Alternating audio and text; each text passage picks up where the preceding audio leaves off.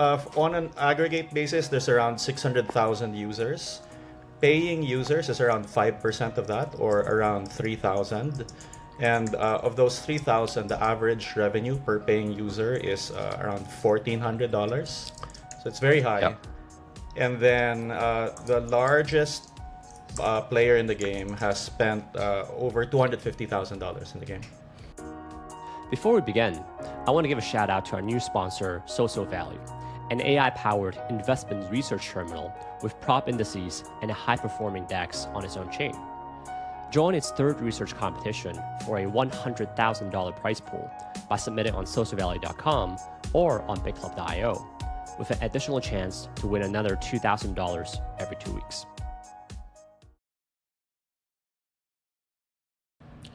GM, we're live. Welcome to another episode of Bitcast. I'm your host, Jason Kam, aka Maple Leaf Cap. Today is October 7th, 2025, 7 p.m. Hong Kong time. Bitcast is being live streamed to Big Club members. Questions are from the members and my own. This is not financial advice. Today I'm speaking with Gabby, the CEO and founder of YGG. Gabby, welcome. Hey, thanks for having me. It's been a while. Yeah, it's been a long minute. I think a lot of folks who have been aping in DeFi know you for the longest time with Axie back in 2020, 2021. Before we go into all the new cool efforts that you're kind of building, why don't you just tell us a bit, like, how's the YGG business itself doing? What kind of money you're making and the cost numbers and so on and so forth. Sure, very high level numbers. Annualized revenue is at around 30 million. Expenses are at around 10 million. We have a treasury of somewhere between 30 to 40 million. And then now the core business is basically game publishing. We still have our assets, but we're not doing small investments here and there. A lot of it is now on concentrated bets with a lot of operational activity in the game publishing business. And how do you get to that 30 million today? I thought So, gilding is done, but yeah. well, we managed to raise a total of 30 million back in the day, and through kind of careful treasury management throughout the bear market, of course, we've done a lot of different investments. We've been able to kind of keep the treasury afloat, and just basically careful treasury management is the answer. Yeah, and sorry, on the revenue, you said it's a $30 million run rate revenue today? Yes, correct? That's right. Annual run rate, that's right. Can you give me a breakdown of what that is? Yeah, so most of that right now is LOLland, the game. The last 30 days are around 2.4, 2.5 million. And then we do sell off maybe 150 to 200K worth of our treasury to USDC every month, just so that we make sure we're kind of diversifying our positions into cash. And then, of course, very soon, as we have more games coming along and then the Launchpad launches, we'll see more diversified revenue across the publishing business as well.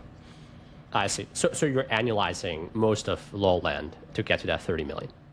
Yes, that's correct. So the lifetime of LOLland is just a little bit under 5 million right now, and it is still growing pretty quickly. Yeah. And then if you exclude LOLland, how much is everything else? Is it like mostly interest income, or is there anything else that's making you money? Yeah, it's basically interest income or just selling down some of our treasury to cash. So right now, most of the revenue is coming from LOLland. Got it. And then this is a net, I'm guessing with publishing, we'll get to it in a second, but I'm guessing with publishing, your cut is that 2.5 million.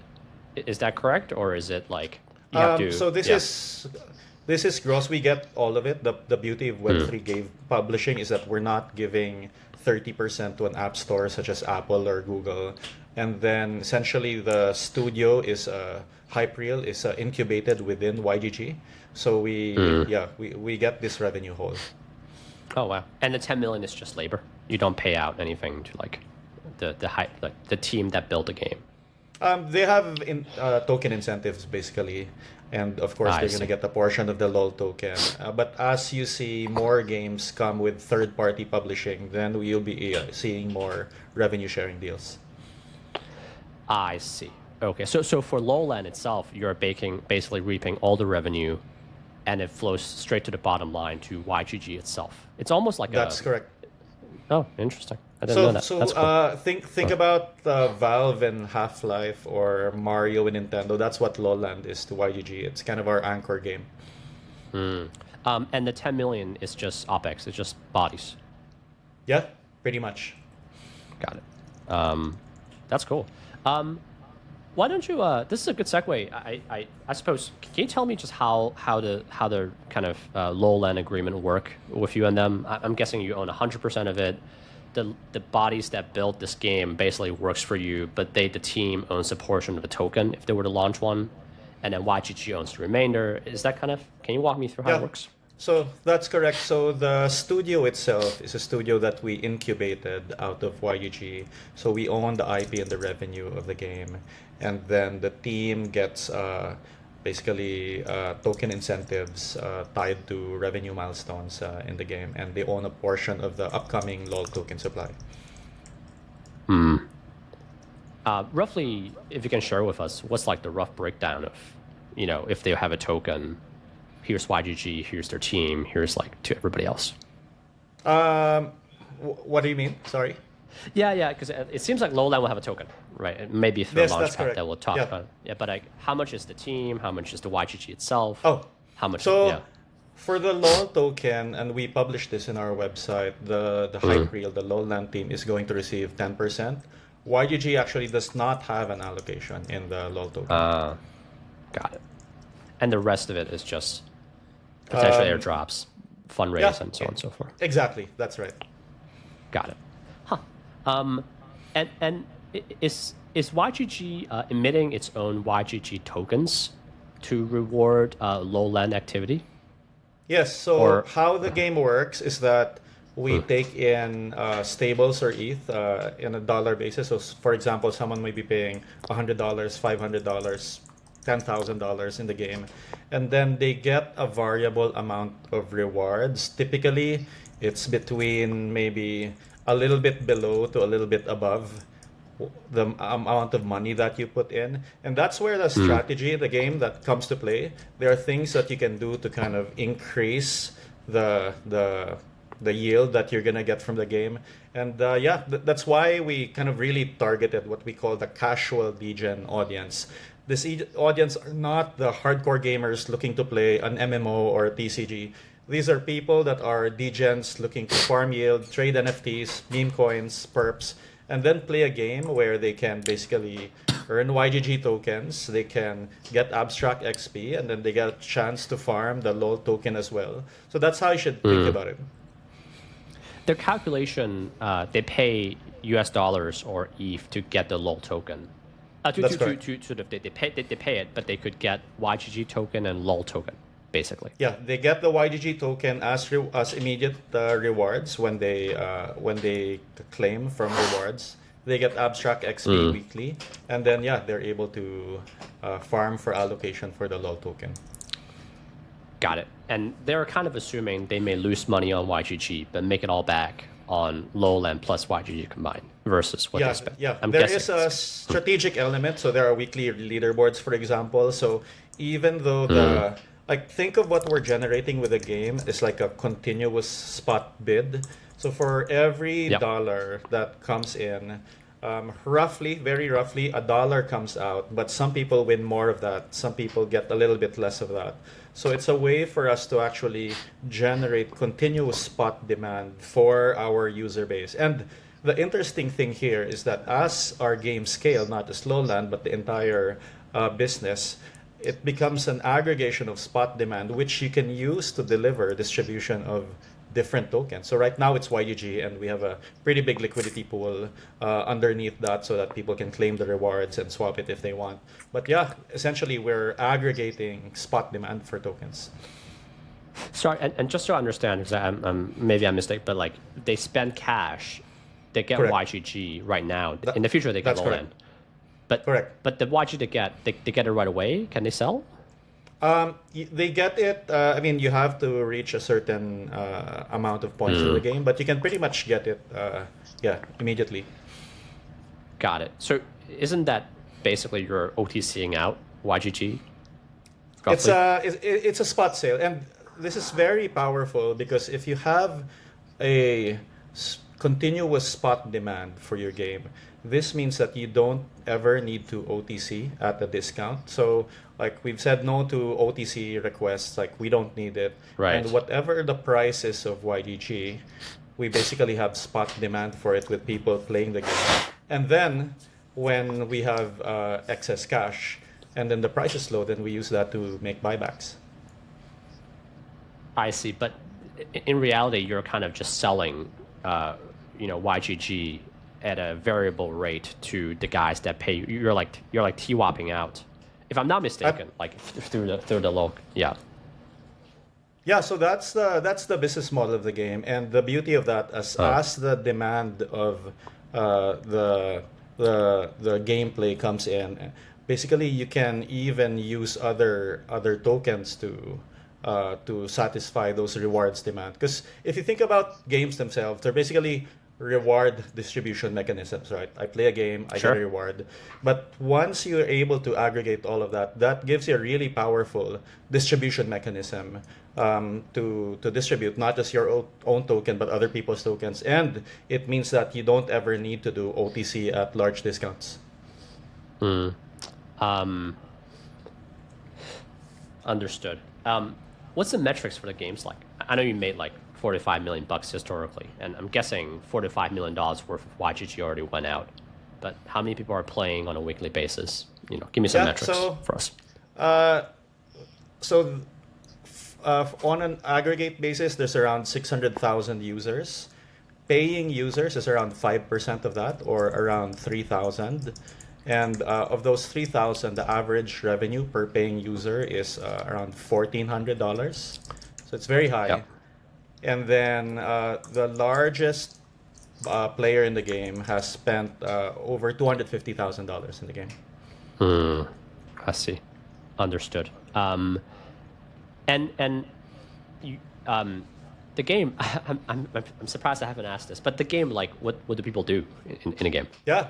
So the game is like it's like Monopoly Go. There's one button, and you go around the board. You get points, and then there are things that you can do so that you can maximize your reward. So, for example, there's NFTs that you can mint with different rarities that allow you to access different boards. So it's a very easy, casual game, and we actually designed it so that you can play the game while you're doing other stuff, right? Yeah, it's on mobile or is it on PC only? It's on web, so it works on PC web, and it works on mobile web as well. Got it. So And it's so on abstract chain, so as long as you have an abstract wallet, you can play it basically from any browser. so abstract doesn't have a so I'm guessing I'm kind of farming three things at once. Sort That's of. correct. Okay. Like we know Yeah, we're you- farming three things at once. Yeah, and we're actually looking to add different sources of yield to kind of add. But the base is, yeah, you're getting YGG tokens, you're farming abstract XP, and then you're farming an feature allocation of a LOL token. Interesting. I'm going to be very careful when I specify this. There are a few interesting aspects to this dynamic, right? The first dynamic is that it would seem like you can create a negative EV play for people where, you put in $10, you get less than $10 of YGG back on average based on expected value because there's something else making up for it, right? Yeah. So you're basically selling YGG at above market. So that's, are you going to do that? And then secondly is, are you going to introduce other ways of obvious payments that is not YGG token? Like Lowland and Abstract token are kind of just like soon airdrop, but Yeah. could players get like YGG and like, I don't know, like Pengu token or something for playing? That's actually part of our roadmap is as the more demand that we get to play the game, the more it becomes an interesting distribution point for different tokens. So we are actually gradually going to introduce different tokens that people can get as rewards. And the best thing about that is that when we do that, then it's less YGG coming out and other people's YGG, and we can charge a fee for those tokens being distributed. when you say charge a fee, you say you charge a team, but they don't get a Yeah. part of the cash flow. But they don't get a part of the cash the users spend. So you I keep mean, all the cash. they could. I mean, we could do a deal for that. It kind of Okay, depends on the it's deal. negotiation. But generally, yeah, think of it as distribution for token demand, right? Yeah. Anything close to come into fruition? Like, should we expect something next month that is not just YGG? Friendly aid. So yeah. I can't say until it's announced. Okay. Interesting. And what's your relationship with Pengu and the Abstract team? If you can tell us more about that. Okay, this started with us talking with the Pengu Asia team. So we were building the game, and our thesis again was that we wanted to cater to degens, not the Web3 gamer, because the degens are basically the people who spend money in crypto, and they're not afraid to take strategic risks to make money. And essentially the degens have larger wallet sizes. And when we were talking to them, we had the opportunity to license the Pudgy Penguin community into our game, and that was actually a really huge unlock. When we launched the game in May, we launched it along with the Pengu Asia community and really brought over a new community that we didn't have. And that brought us to Abstract Chain, and we've been very aligned with Luca on both the Pudgy and Abstract side ever since. But today, like when the players play and start spending money, when they put in $100, on average they get $100 of YGG back. On average, of course, some people get On more, average. some people get less. Yeah. But like, are you gonna dial down the amount of YGG they get into the? Because like, why am I asking this question is that Yeah. most likely they're gonna sell YGG, right, when they get it. So even though you're getting cash dollars in and you're doing buybacks, it's a wash versus them selling in the market, if I'm not mistaken. If I'm not misunderstanding the math incorrectly, but people are basically they pay the same amount that they're receiving YGG on average.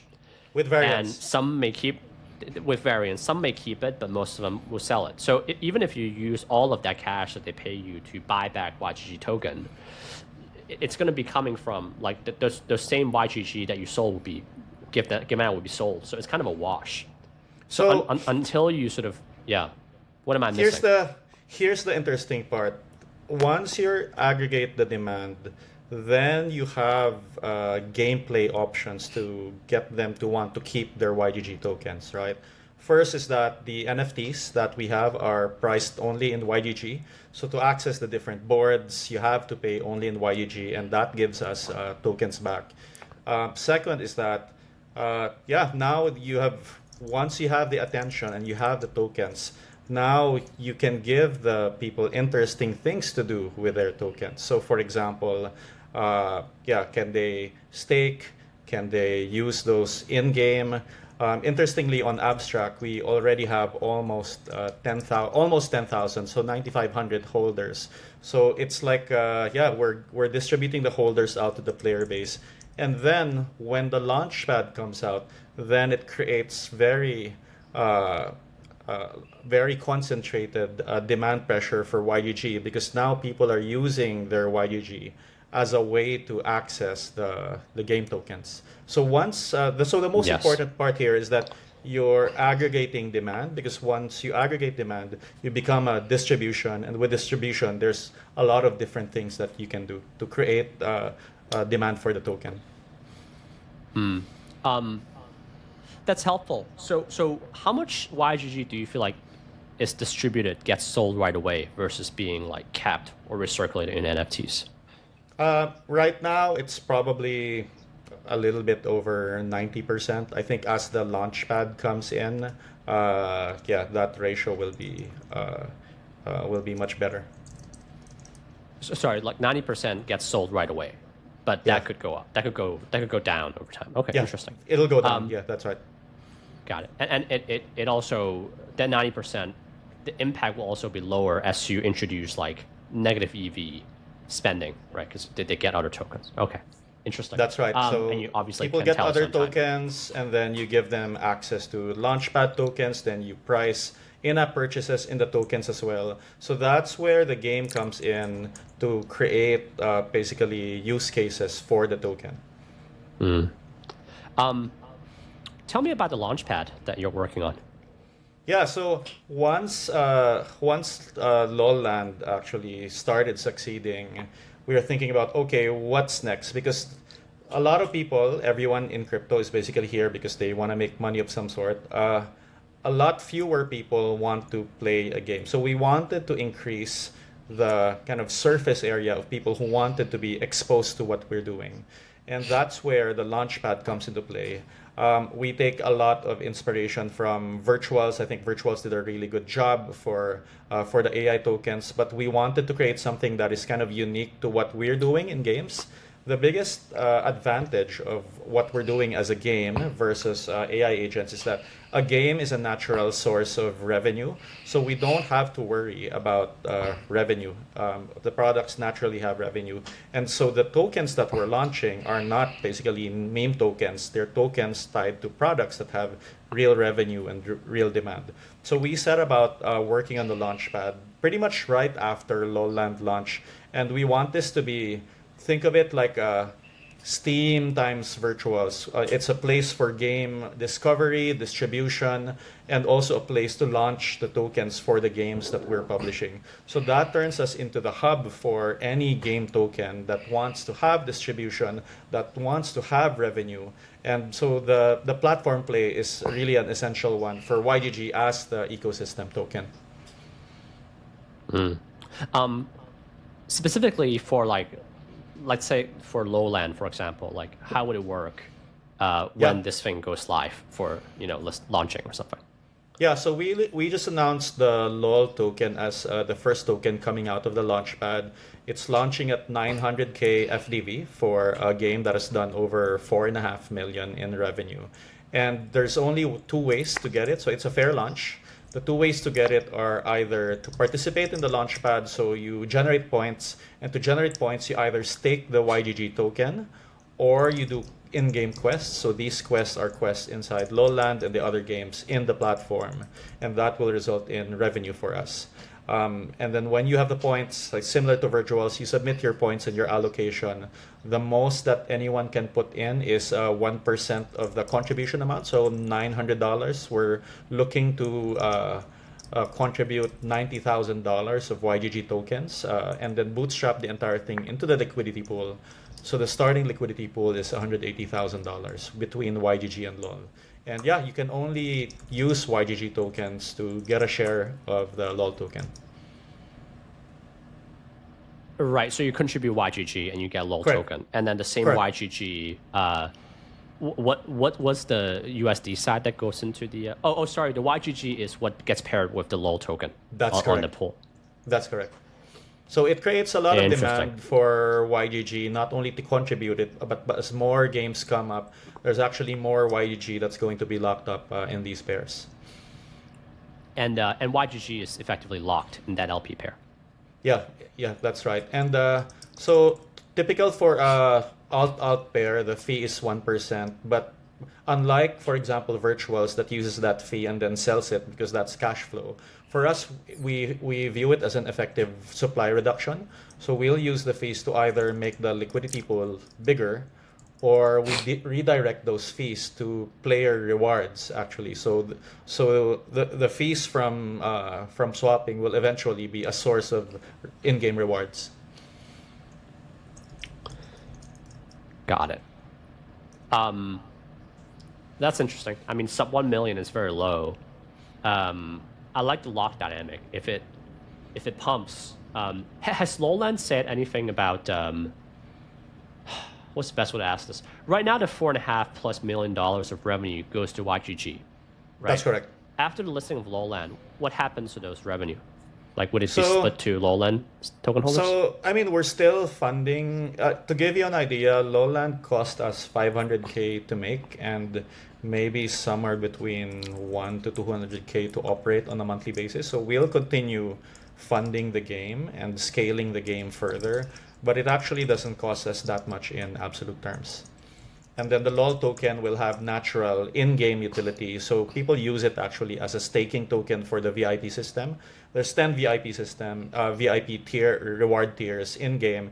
And the more you stake, the higher reward tiers you get. So if you're a player of the game, there's natural demand for you to kind of lock and stake the LOL token in-game.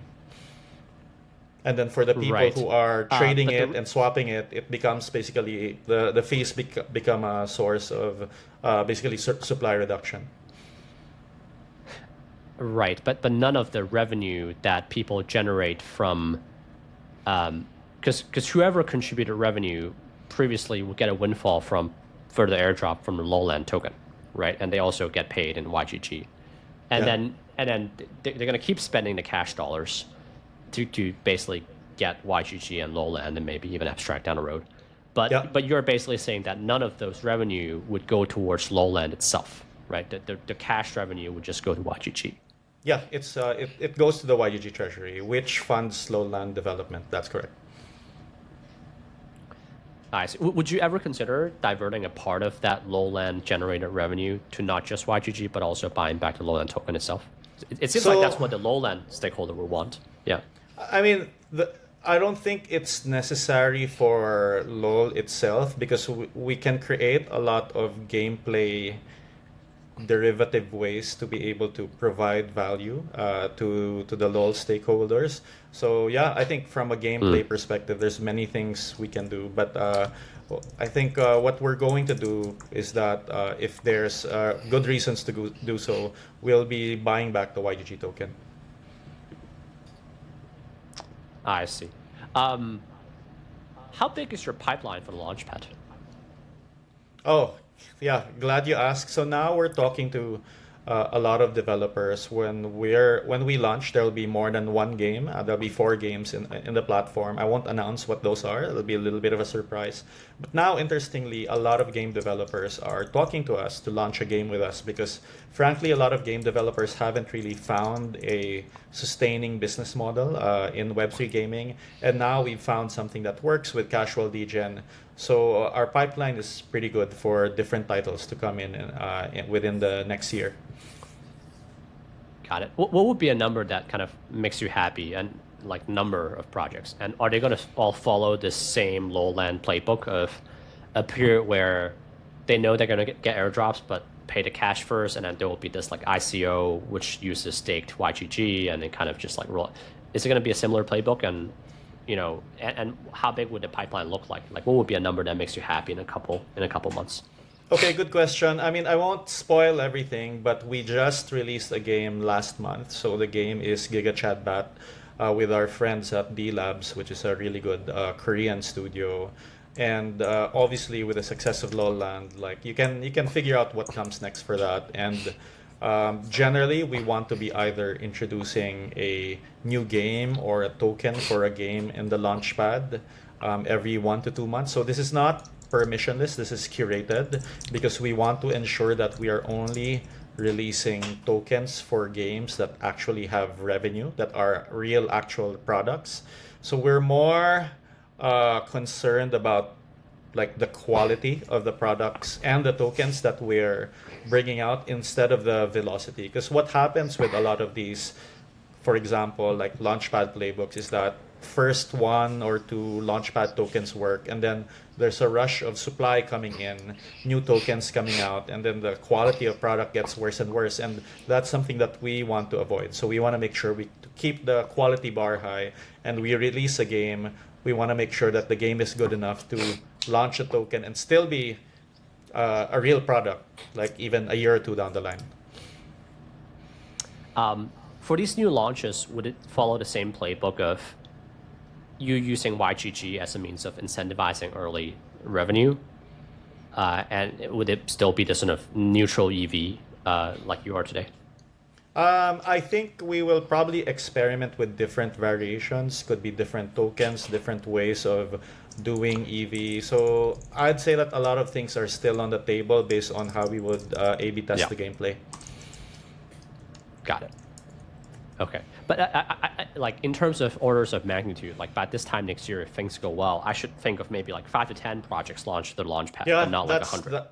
Yeah, that's a good number, somewhere between 5 to 10, because you're thinking about the game, and then maybe a few months down the line, there'll be a token associated with the game, and we want to make sure that the token does have real utility and the real demand for it. Yeah. So 5 to 10 is more appropriate than like 100.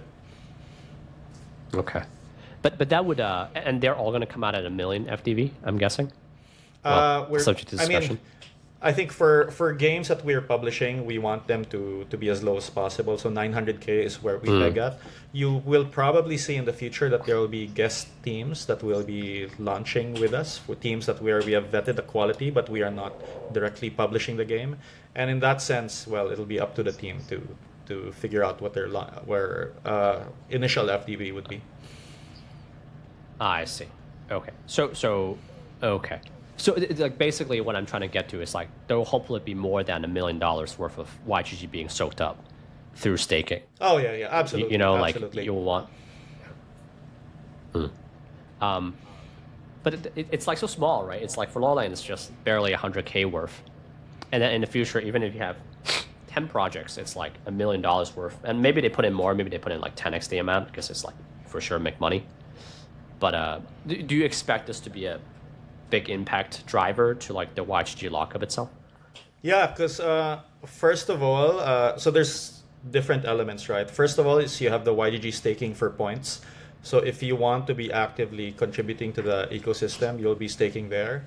Second is, apart from the initial liquidity pool, there will be the swap fees that will come in, and then we'll be using that to essentially reduce the supply or redirect it to player demand.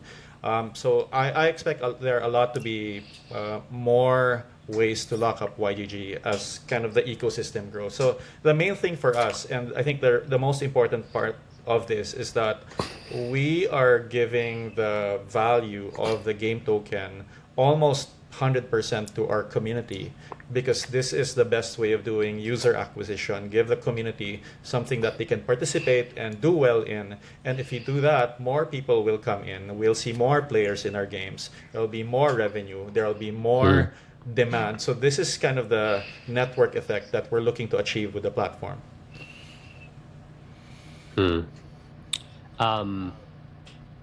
What most excites you in upcoming quarters? Because we kind of covered a few things, right? We covered Lowland probably going to drive further revenue with this ramped up of a Launchpad. Your Launchpad will have more games, I'm guessing. Yep. You know, staking of YGG would obviously lead to some, like, is that the most exciting thing, or is there anything else that we haven't touched on that really excites you? Can you go over those? So broadly, if you think about what are the generational products / platforms in crypto, you could think of maybe Binance for exchanges, Hyperliquid for perps. YGG Play should be that for a gaming launchpad. So that is the goal, and all of the steps that I've outlined to you are kind of steps in achieving that goal. But we want YGG Play to be basically no less legendary a product is than Hyperliquid is for perps.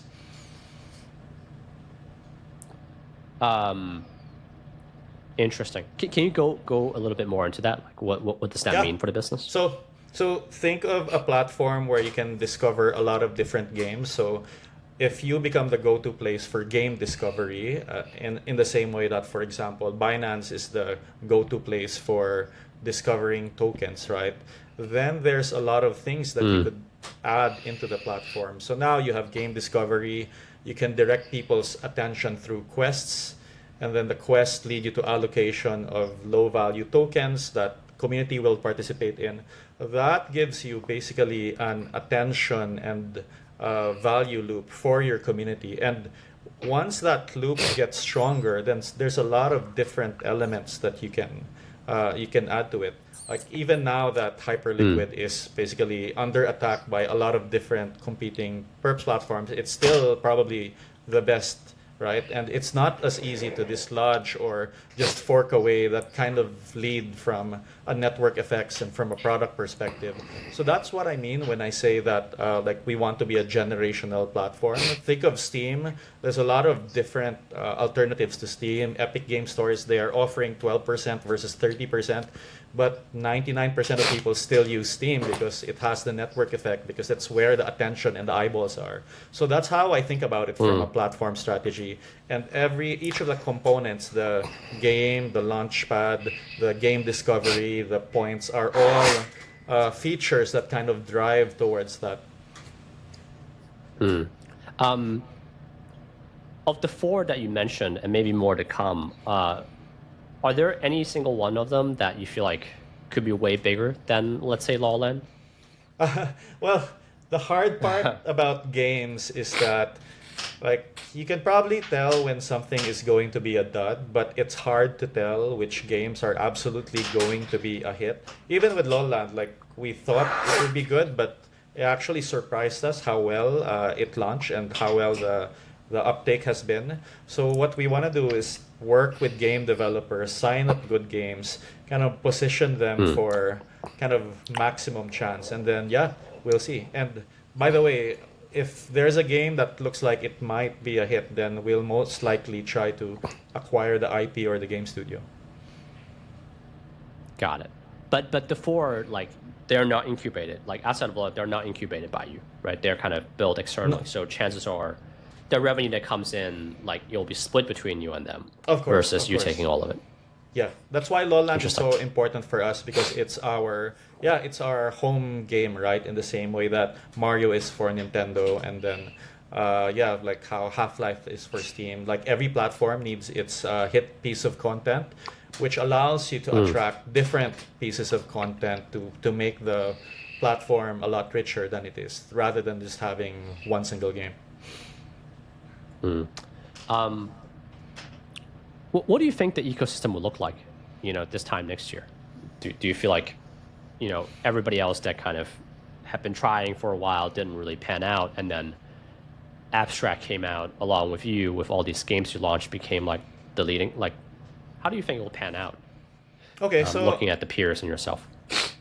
I actually have no doubt that the basic form of the Launchpad itself will work out, because, I mean, what people really want in crypto is get something that's of low value and then be able to make money from it.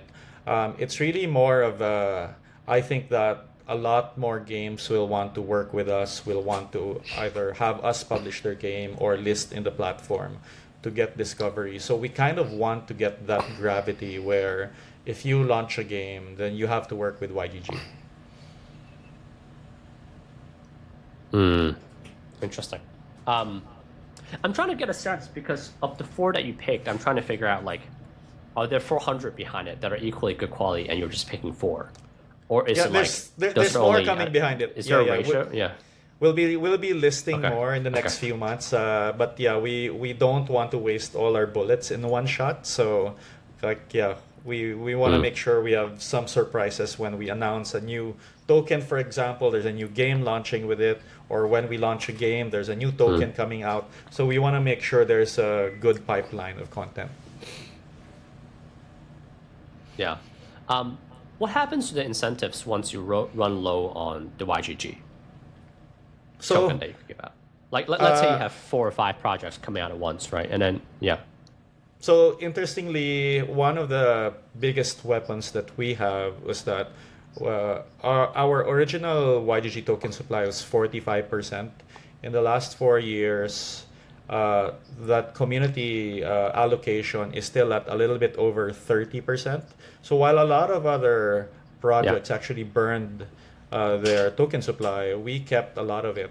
And so now we're starting to use some of that. And what's interesting is that now we have a lot of options. So for example, if the price goes low, we can execute a buyback.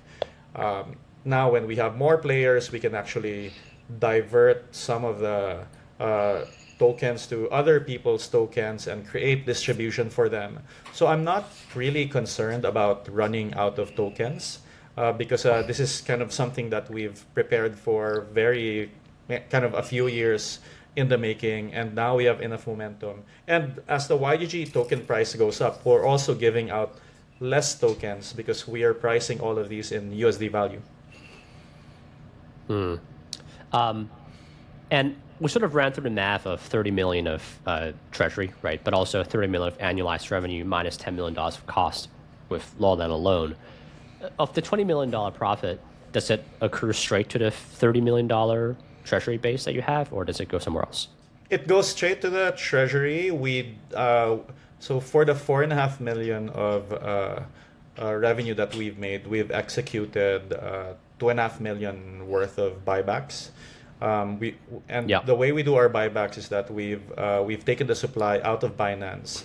So think of it as we're taking the supply out of traders and we're distributing the supply in game rewards to believers. Yeah. Understood. And there are, like, everything is unlocked at this point, I'm guessing. Almost, yeah, almost all. Yeah, like for example, the founders have a 5-year vesting. I actually haven't fully vested yet, and I haven't sold anything out of my founders allocation. And I've actually bought more spot in the market. I really believe in what we're doing, so I actually have more YGG tokens now than we started. And one thing to note is that there is no underlying equity for YGG. All of the value that we're looking to accrue goes to the token, and everyone is aligned for that. What would it take, you think, for a lot of these like projects you want to work with, the gaming studios that are building good stuff, in your opinion, to come work with you? Like, what would have to happen to those projects? So it's the conversations are starting to happen now, but I think as soon as people see how well the LOL token does when it launches, if it does really well, then I think a lot of these conversations will just naturally accelerate. It wouldn't take all that much to pump that 900K. I mean, it's like less than a meme coin usually. Interesting. And that's a DEX launch, right? That's what DEX is it on the Abstract chain? Like what? Yeah, it's on the Abstract native DEX. It's in a Uniswap V3 pool, and everything is all of the game tokens are priced against YGG. So you have to swap YGG to get game tokens. So think of YGG really as the ecosystem token. The game tokens are DEX tokens that are used in-game or swap indexes. We have no intention of listing the game token, LOL, or other tokens in exchanges. The only ecosystem token is the YGG token.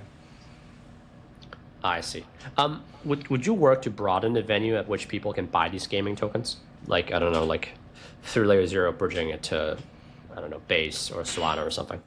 No, but for the YGG token, yes. So YGG token itself is available on Ethereum, Polygon, Ronin, Base, Abstract, Binance, a lot of exchanges. So if you just want exposure to the ecosystem, then you get YGG. And then if you want exposure to the game tokens, then you swap your YGG for the specific game token. Yeah, I was just thinking, like, because it's set up the way it is, that's why Abstract could be providing airdrop points to the users of these games, right? Like they kind of want the liquidity to be siloed within their own chain versus. Okay, interesting. Yeah, and for the people that get access to LOL token, especially with such a low starting FTB, we want to make sure that the people who benefit first are the people who are actively in the ecosystem. Obviously, people who are playing the game, that are paying in the game, or the people who are participating in the Launchpad. We want them to have preferential access to the LOL token. Interesting. That's cool. I mean, I wish you all the success with Lawland and more. Is there anything else that really excites you that we haven't covered yet? What excites me? So, as you know, the narrative with Web3 games has been kind of down. A lot of investors aren't touching it right now. And I think we have found a formula. Giga-wrecked. Yeah. That's right. Yeah, a lot have it wrecked. And I think we've found a formula that has product market fit.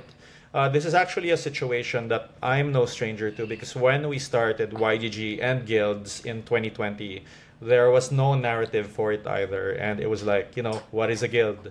And then a year later, everybody wanted to start their own guild and was getting VC funding. So yeah, I just come from it from the perspective of there's no narrative for it now, but we're the ones that want to create the narrative, not to follow it. So yeah, just expect more surprising things from us. Yeah, Let's see if the group has any questions. Gabby, thank you so much for your time. This is great. I look forward to maybe aping those, game tokens. I mean, if anybody covers them, that'll be really useful.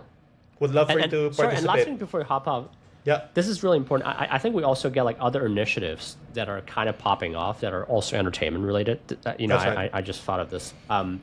Like Pokemon cards, like kind of prediction markets. Any chance of you incorporating those things within kind of what you're working on? I think prediction markets are really interesting. We're not in a position where we could say that we're adding them yet, but think of a scenario where you have a platform that has a lot of users, then you can have things like leaderboards, you have quests, then you can probably start making predictions on that kind of activity, right? So again, like it's still too early to say at this point. We want to make sure that we're dominant at the thing we want to do best first, which is game discovery, questing, token launchpad for degen, like casual degen games. But once you have that, then you can start bolting on those interesting things to it. Awesome. Gabby, thank you so much for your time. Yeah, thanks for having me. Thank you.